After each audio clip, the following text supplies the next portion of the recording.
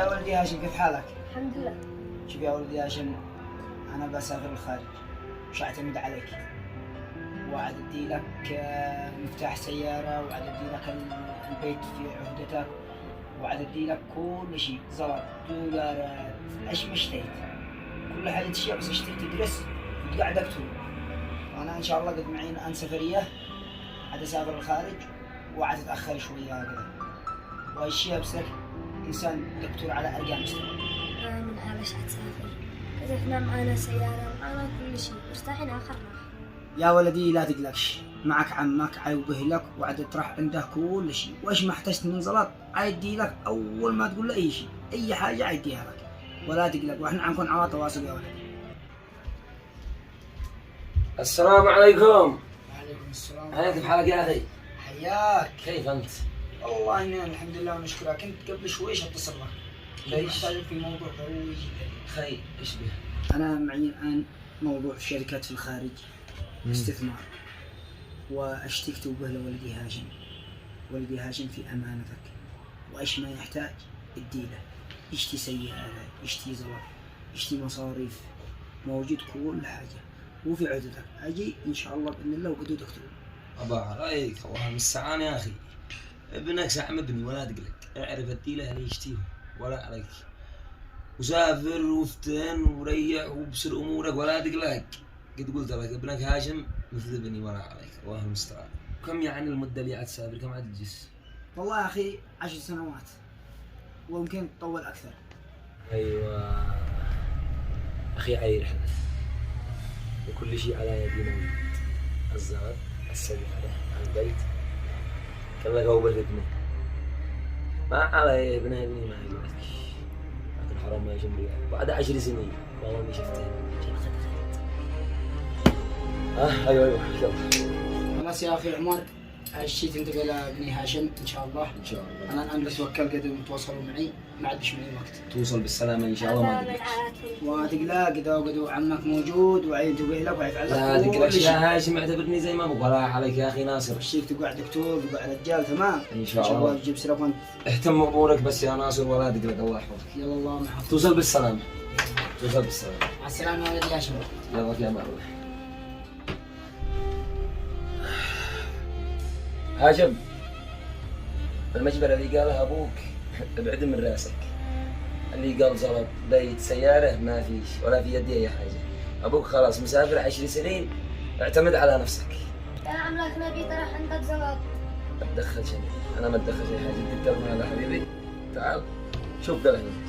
انا عمك في مقام ابوك، مش اي كلمة تسدني ولا حاجة، ولا ترفع صوتك فوقي تمام؟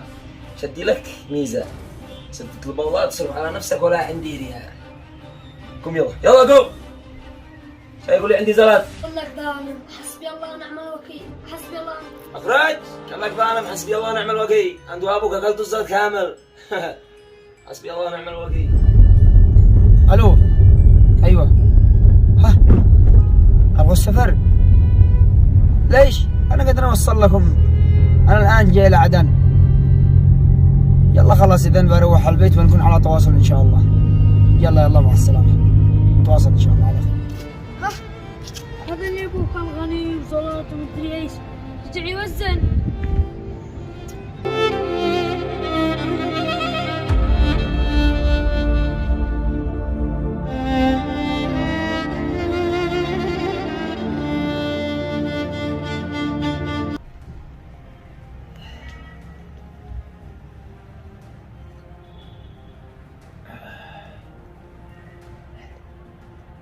يقول عندي زلط. عندي زلط.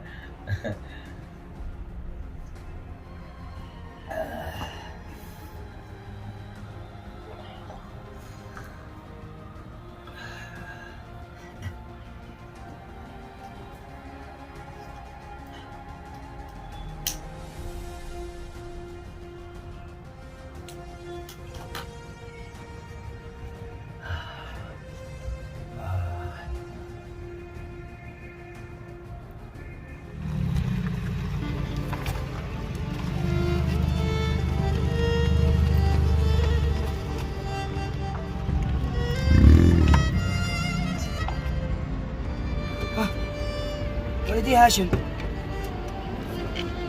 افتح على أنا. أبي. مالك يا ولدي هاشم أنا؟ أردني عمي وهالني وشل كل أملاكنا وطرحهم عندي. من ادالك الميزان هذا؟ هو قال لي اشتغل به. هذا الأمانة عندهم ما عاد بشاور. بزبز حقك وتعال.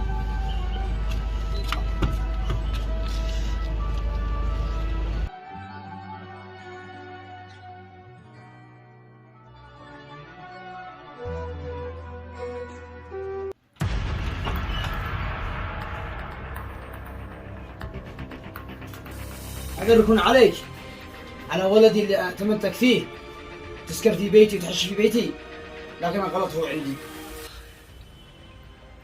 ناصر أشدك يا ناصر، أنت قلت 10 سنين ما قد وفيتش أسبوع، كيف لا جيت مسرع؟ ما سرنا. الغلط هو عندي.